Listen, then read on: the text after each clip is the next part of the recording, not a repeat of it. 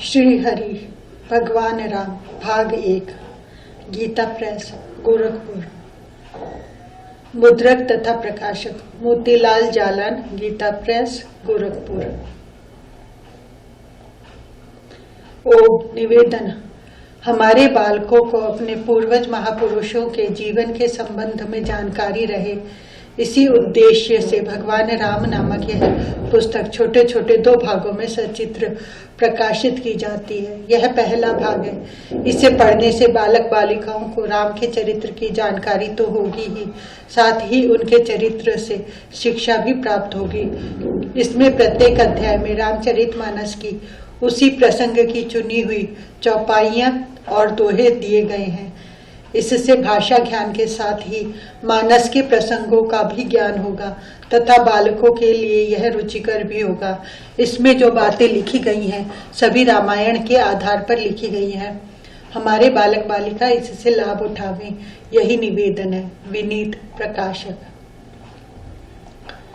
श्री हरि।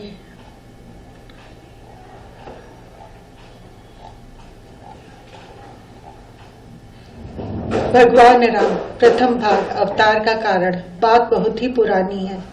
समुद्र में लंका नाम का एक द्वीप था और उस द्वीप में राक्षसों का राजा रावण अपने राक्षसों के साथ रहता था। रावण के 10 मुख और 20 हाथ थे।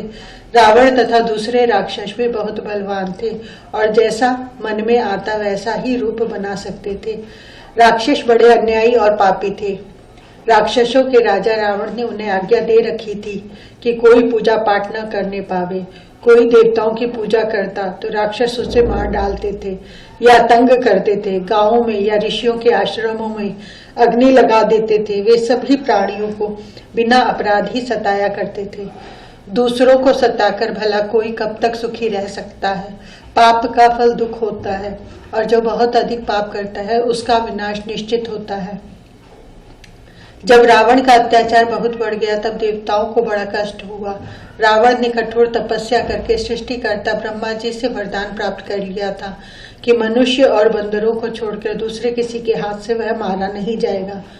मनुष्य और बंदरों को तो वह बहुत दुर्बल समझता था, इससे उसने उनके हाथ से मरने की बात सोची ही नहीं।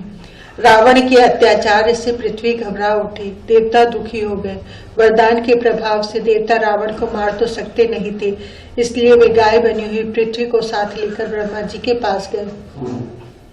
ब्रह्मा जी ने देवताओं से बताया कि भगवान ही सभी दुखों को दूर कर सकते हैं। देवता सोचने लगे कि भगवान कहाँ मिले जो उनसे प्रार्थना की जाए। कोई क्षीर सागर चलने की बात कहता तो कोई वैकुंठ। वहां शंकर जी भी थे। उन्होंने कहा भगवान इस प्रकार ढूंढने से नहीं मिला करते, वे तो सर्वव्यापक है। ऐसी कोई जगह नहीं है जहाँ भगवान ना हो, लेकिन जो सच्चे प्रेम से पुकारता है उसी के सामने वे प्रकट होते हैं। श्री शंकर जी की यह बात देवताओं को सच्ची जान पड़ी। ब्रह्मा जी, शंकर जी और सभी देवताओं ने भगवान की बड़ी प्रेम से प्रार्थना की। देवताओं की प्रार्थना से प्रसन्न होकर भगवान ने आकाशवाणी में कहा कि मैं अयोध्या के चक्रवर्ती महाराज दशरथ के घर प्रकट होऊंगा और रावण को मारकर देवताओं का कष्ट दूर करूंगा। इस पर ब्रह्मा जी ने यह आज्ञा दी कि सब देवता अपने अपने अंश से बंदर और भालुओं के यहाँ जन्म ले। देवताओं ने ब्रह्मा जी की आज्ञा सिर चढ़ाई। भगवान श्री राम ने जब रावण से युद्ध किया तब जो बंदर तथा भालू भगवान की सेना में थे वे सब देवताओं के अंश से ही उत्पन्न हुए थे। गिरि त्रिकूट एक सिंधु मझारी, विधि निर्मित दुर्गम अति भारी। सुंदर सहज अगम अनुमानी, कीनी तहाँ रावण रजधानी। करहि उपद्रव असुर निकाया, नाना रूप धरहि करि माया। जेहि विधि होई धर्म निर्मूला, सो सब करहि वेद प्रतिकूला। बैठे सुर सब करहि विचारा, कहाँ पाई प्रभु करिय पुकारा। जाके हृदय भगति जसि प्रीति, प्रभु तह प्रगट सदा तहि रीति। हरि व्यापक सर्वत्र समान, प्रेम ते प्रगट होई मैं जाना। सुनि विरंचि मन हर्ष तन, पुलकि नयन नर नीर। स्तुति करत जोरी कर सावधान मति धीर, जानि सबह सुरु भूमि सुनी, वचन समीत सनी, गगन गिरा गंभीर भई, हरनी शोक संदेह। जनि डर पहु मुनि सिद्ध सुरेसा, तुम्हारी लागी धरी नरवेसा, सन सहित मनुज अवतारा, ले हूँ दिन कर वंश उतारा। भगवान श्री राम का अवतार। उत्तर प्रदेश के फैजाबाद जिले में आज जो अयोध्या है वही सरयू नदी के तट पर प्राचीन अयोध्यापुरी थी। वह अयोध्यापुरी आज की अयोध्या से बहुत बड़ी थी, क्योंकि सूर्यवंश क्षत्रिय नरेशों की वह प्राचीन राजधानी थी। उस समय महाराज अज के पुत्र चक्रवर्ती महाराज दशरथ अयोध्या के राजा थे। महाराज दशरथ की 3 रानियां थी। सबसे बड़ी महारानी कौशल्या, दूसरी महारानी सुमित्रा और सबसे छोटी महारानी कैकेयी थी। महाराज दशरथ लगभग बूढ़े हो चले थे, किंतु उनके कोई पुत्र नहीं था। एक दिन महाराज ने अपने कुल गुरु महर्षि वशिष्ठ के आश्रम में जाकर गुरुदेव से संतान के लिए प्रार्थना की। यज्ञ और भगवान की पूजा में इतनी शक्ति है कि उसे कोई सोच ही नहीं सकता, लेकिन यज्ञ की विधि और मंत्रों को ठीक ठीक जानकर कराने वाले बड़ी कठिनाई से मिलते हैं। जब तक कोई भी काम ठीक विधि से न हो, उसका फल कैसे मिल सकता है। महर्षि वशिष्ठ जी ने श्रृंगी ऋषि को बुलाया। श्रृंगी ऋषि ने आकर महाराज दशरथ से पुत्र प्राप्ति के लिए यज्ञ करवाया। जब विधि पूर्वक यज्ञ पूरा हुआ, तब पूर्णाहुति के समय यज्ञ कुंड में से चमचम चमकते हुए अग्नि देवता मनुष्य का स्वरूप धारण करके प्रकट हो गए। अग्निदेव ने महाराज दशरथ को एक कटोरे में खीर दी और कहा, महाराज, ये खीर आप रानियों को बांट दीजिए, इससे रानियों को पुत्र होंगे।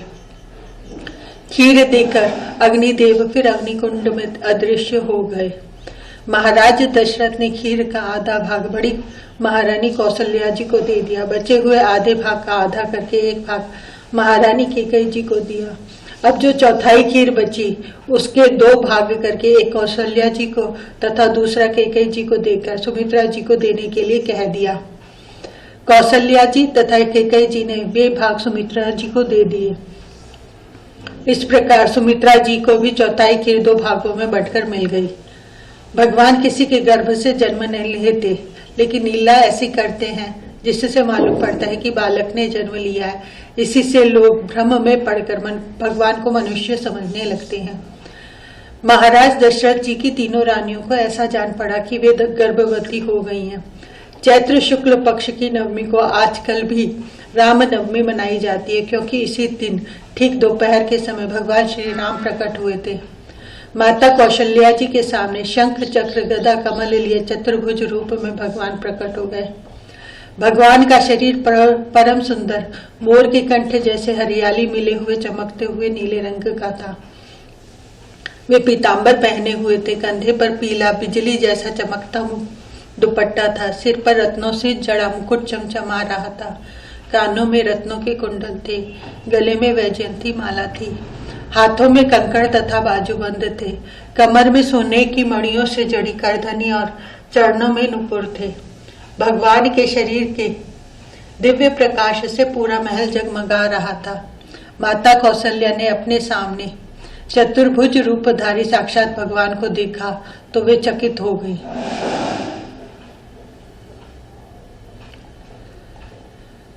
दोनों हाथ जोड़कर उन्होंने भगवान की स्तुति की। भगवान बोले, माँ, तुम पहले देव माता अदिति थी और महाराज दशरथ कश्यप ऋषि थे।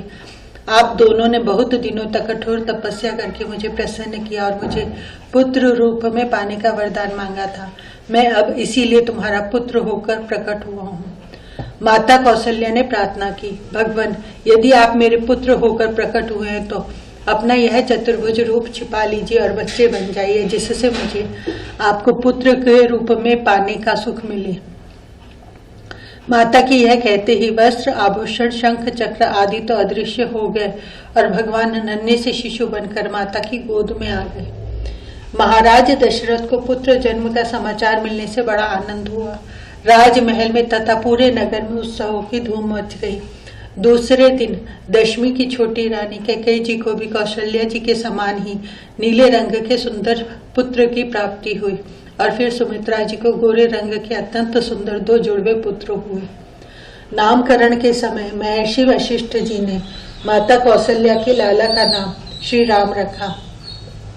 श्री कैकेयी जी के पुत्र का नाम भरत और सुमित्रा जी के बड़े कुमार का नाम लक्ष्मण तथा छोटे कुमार का नाम शत्रुघ्न रखा। नवमी तिथि मधुमास पुनीता, शुक्ल पक्ष अभिजित हरिप्रीता, दशरथ पुत्र जन्म सुनिकाना, मानहु ब्रह्मानंद समान। कैकेयी सुता सुमित्रा दो, सुंदर सुत जनमत में हो, जो आनंद सिंधु सुख राशि, सी करते त्रैलोक सुपान। जो सुख धाम रामस नामा, अखिल लोकदायक विश्राम। विश्व भरण पोषण कर जोई, ताकर नाम भरता सोई। जाके सुमिरन तीर पुनासा, नाम शत्रुघ्न वेद प्रकार। लक्षण धाम राम प्रिय, सकल जगत आधार। गुरु वशिष्ठ तेहि राखा, लक्ष्मण नाम उधार। बाल क्रीड़ा और शिक्षा। संसार में जितनी सुंदरता, ज्ञान, बल, बुद्धि और अच्छे गुण हैं वे भगवान से ही आए हैं। इनके अटूट और अपार भंडार तो भगवान ही है। भगवान श्री राम की सुंदरता का कोई कैसे वर्णन कर सकता है। छोटे छोटे चारों राजकुमार अपने थोड़े दिनों राजभवन में घुटनों के बल सरकने लगे। माताएं, महाराज तथा दूसरे सभी लोग उन कुमारों की बाल छवि देख देख कर प्रसन्न होते थे। बहुत छोटे बल से ही लक्ष्मण जी श्री राम के तथा शत्रुघ्न जी भरत के साथ रहने लगे। कुछ और बड़े होने पर चारों राजकुमार खड़े होकर चलने लगे और धीरे धीरे खेलने भी लगे। अयोध्या के सभी बालक उनसे मित्रता करके परम सुखी होते थे। श्री राम खिलौने, वस्त्र, आभूषण अपने मित्रों को बांट दिया करते थे। खेल में वे सदा यही चाहते थे कि मैं भले हार जाऊं, परंतु मेरे मित्र तथा भाई जरूर जीते। श्री भरत जी जब स्वयं हार जाते थे और श्री राम विजयी होते थे तब बहुत प्रसन्न होते थे, किंतु जब वे स्वयं जीतते थे तो उन्हें बड़ा संकोच होता था। तीनों भाई श्री राम की सेवा करते और उन्हें प्रसन्न करने की ही चेष्टा सदा किया करते थे और श्री राम सदा भाइयों को सुख पहुंचाने और प्रसन्न रखने का ही प्रयत्न करते थे।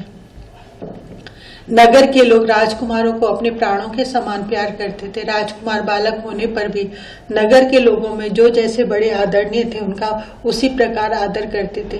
वे बड़ों को नम्रता से प्रणाम करते थे, प्रजा के लोगों को पुरस्कार बांटते थे और सबको प्रसन्न करते थे। 6 वर्ष की अवस्था होते ही राजकुमारों का यज्ञोपवीत संस्कार हो गया और वे कुल गुरु महर्षि वशिष्ठ जी के आश्रम में पढ़ने के लिए चले गए। उन दिनों आजकल की भांति स्कूल कॉलेज नहीं थे। विद्यार्थी को बड़े संयम नियम से रहकर गुरुदेव की सेवा करनी पड़ती थी। कमर में मूंछ की एक रस्सी बंधी रहती थी और उसमें कॉपिन लगाई जाती थी। बिछाने या कंधे पर रखने को एक मृगछाला रहती थी। बस इतने ही कपड़े रहते थे। जब तक शिक्षा समाप्त न हो जाए न बाल बनवाए जाते थे, न नख कटवाए जाते थे और न शरीर या सिर में तेल ही लगाया जाता था। विद्यार्थी जमीन पर सोते थे, हाथ में पलाश का डंडा रखते थे। प्रातः काल सब सूरज उगने से 1 घंटे पहले उठकर शौच, स्नान, संध्या तथा हवन करते थे। दोपहर तथा सायंकाल भी संध्या और हवन करना पड़ता था। गुरुदेव का आश्रम नगर से दूर वन में होता था। आश्रम में झाड़ू देना, लीपना, जल, पुष्प, फूल तथा हवन के लिए लकड़ियां लाना, यह सब काम विद्यार्थी ही करते थे।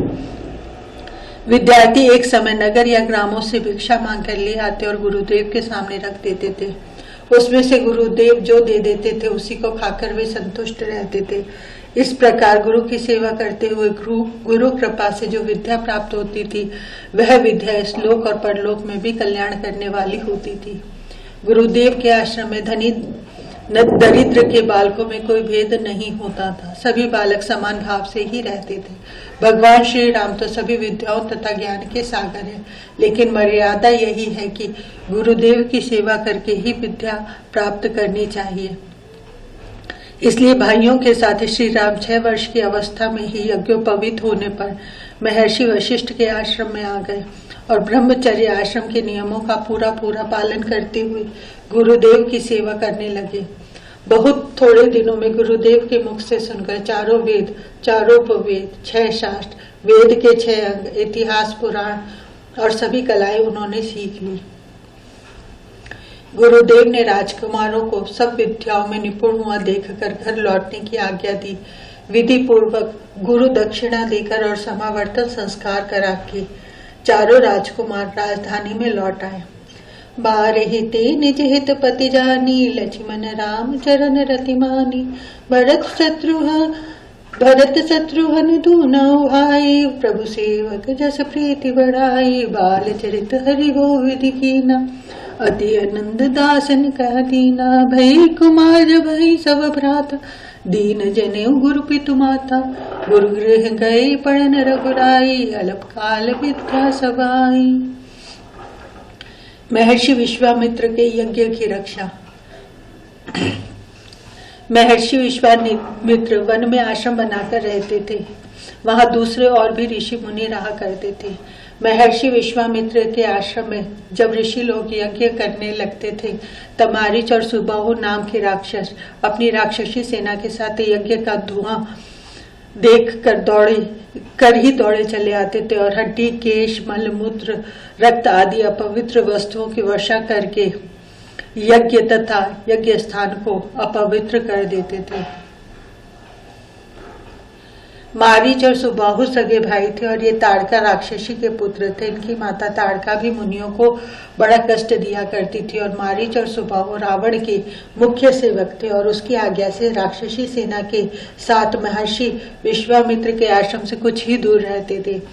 ऋषियों की तपस्या के तेज से डरकर ये राक्षस आश्रम में तो नहीं घुसते थे, किंतु यज्ञ के समय आकाश से गंदी वस्तुएं गिराकर यज्ञ नष्ट कर देते थे। महर्षि विश्वामित्र चाहते तो शाप देकर राक्षसों को भस्म कर सकते थे, लेकिन क्रोध करने से तपस्या का नाश हो जाता है, इसलिए उन्होंने शाप नहीं दिया। उन सर्वज्ञ ऋषि ने जान लिया कि भगवान ने राक्षसों का नाश करने के लिए अयोध्या में अवतार धारण किया है। तब ऋषि ने सोचा कि अयोध्या जाने से भगवान के दर्शन भी होंगे और वे दया में मेरे साथ आकर इन दुष्ट राक्षसों को नष्ट भी कर देंगे।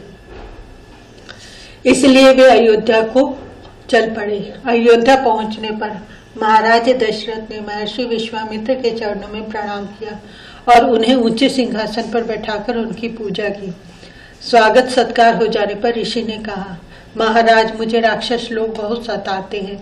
इन दुष्टों का नाश कराने के लिए मैं श्री राम लक्ष्मण को अपने साथ ले जाने आया हूँ। आप अपने दोनों कुमारों को मेरे साथ भेज दीजिए। महाराज दशरथ बहुत चिंता में पड़ गए। प्राणों से प्यारे अपने पुत्रों को राक्षसों के साथ युद्ध करने के लिए वे भेजना नहीं चाहते थे।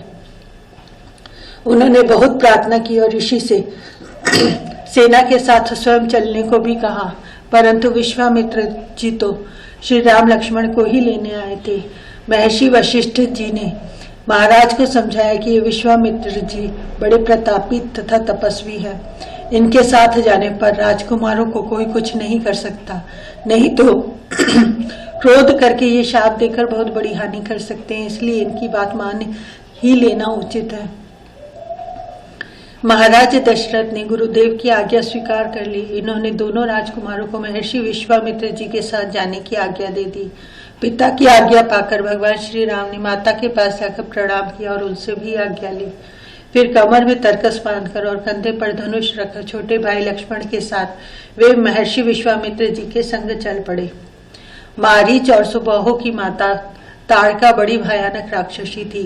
वह कोयले जैसी काली और पर्वत के समान बड़े शरीर की थी। उसके निवास स्थान के पास से कोई भी आता जाता दिख पड़ता तो वह उसे मारकर खा जाया करती थी। महर्षि विश्वामित्र तथा श्री राम लक्ष्मण जब ताड़का वन में पहुंचे तब उन्हें देखते ही वह भयंकर राक्षसी जोर से चिल्लाती हुई दौड़ पड़ी, लेकिन श्री राम ने बड़ी फुर्ती से धनुष पर डोरी लगाकर एक बाण चढ़ाया और उससे तत्काल राक्षसी का मस्तक फोड़ दिया। बाण लगने से वह बड़े जोर से चित्कार करके जमीन पर गिर पड़ी तथा हाथ पैर पीटकर मर गई। महर्षि विश्वामित्र श्री राम के अद्भुत पराक्रम को देखकर बहुत प्रसन्न हुए। बड़ी भारी तपस्या करके महर्षि ने बहुत से दिव्य अस्त्र शस्त्र प्राप्त किए थे। ये दिव्य अस्त्र कोई हथियार नहीं थे, मंत्र का जप करते ही प्रकट हो जाने वाले अस्त्र थे। वे सब दिव्य अस्त्र उन्होंने श्री राम को दे दिए, यानी मंत्र तथा प्रयोग बतलाकर उन्हें प्रकट करके दिखा दिया। वहां से चलकर वे लोग महर्षि विश्वामित्र जी के आश्रम में आए।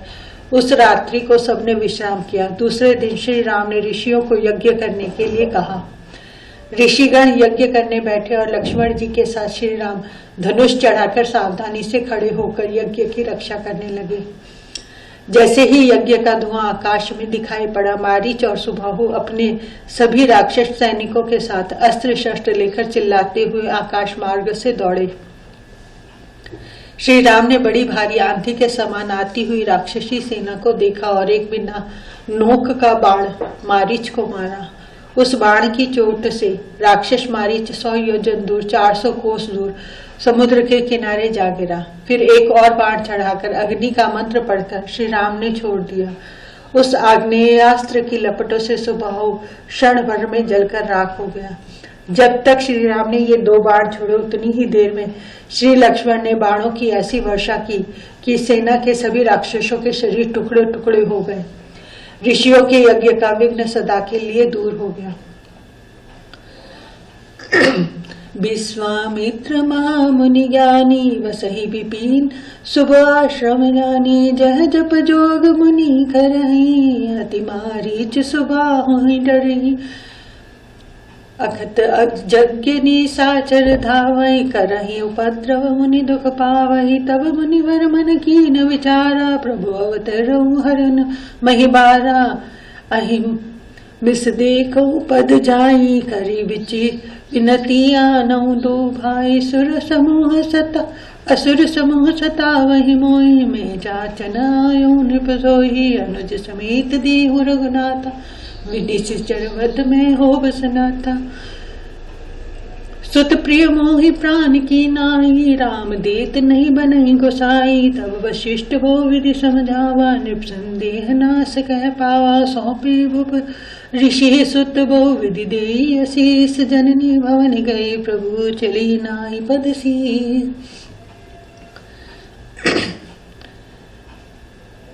जात मुनि दीन दिखाई, सुनिताड़ का क्रोध करिधाई, ताहि प्राण हरि लीना, दीन जान ते निज पद दीना, ऋषि निज नाथ ही जय चीनी, विद्या नहीं दिखऊं विद्या दीनी, आयुध सर्व समर्पिके, प्रभु निज आश्रम जानी, कंद मूल फल भोजन दीन भगति हित जानी।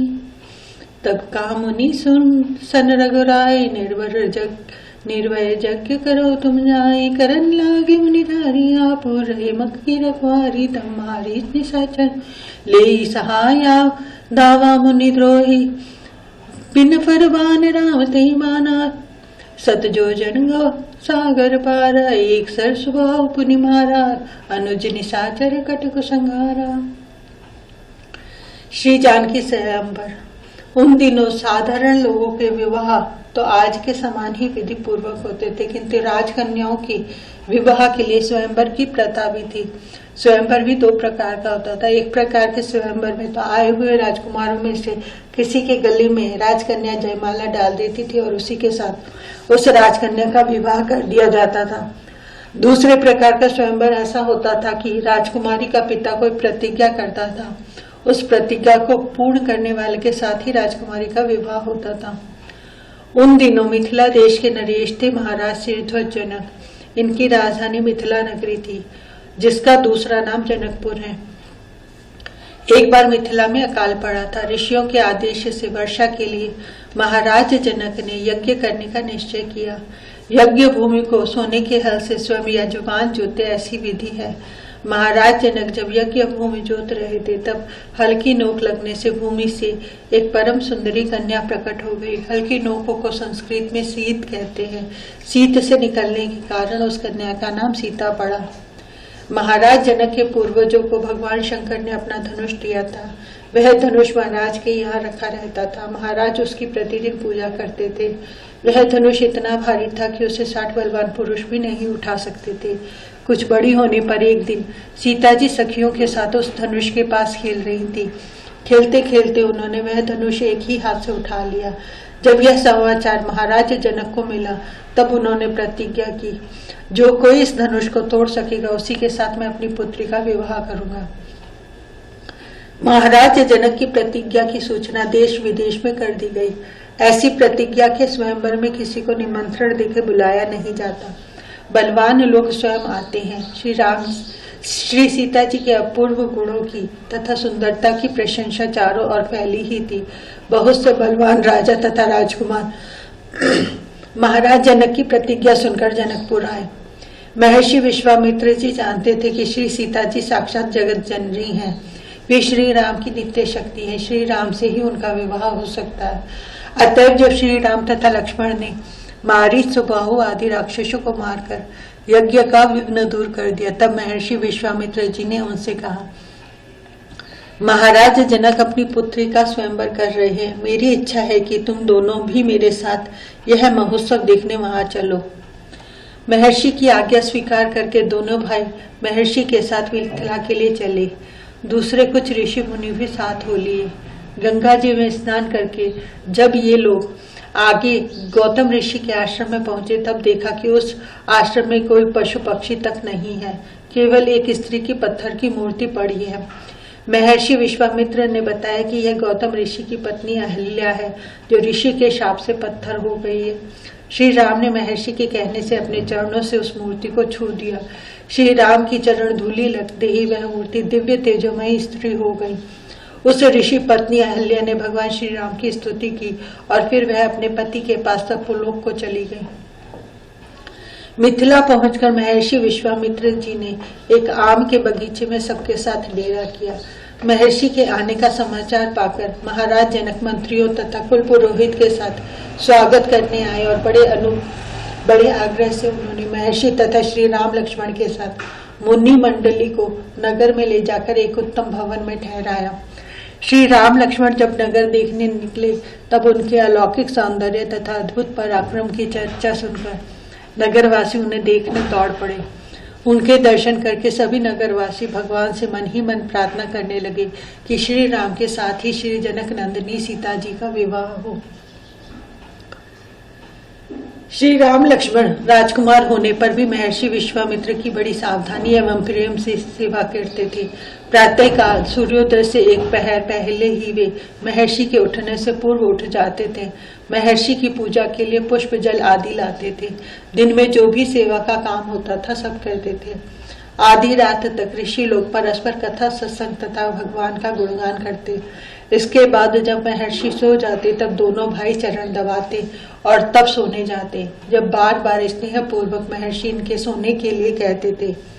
इस प्रकार कुल 3-3.5 घंटे सोकर दोनों भाई गुरु की सेवा में ही लगे रहते थे।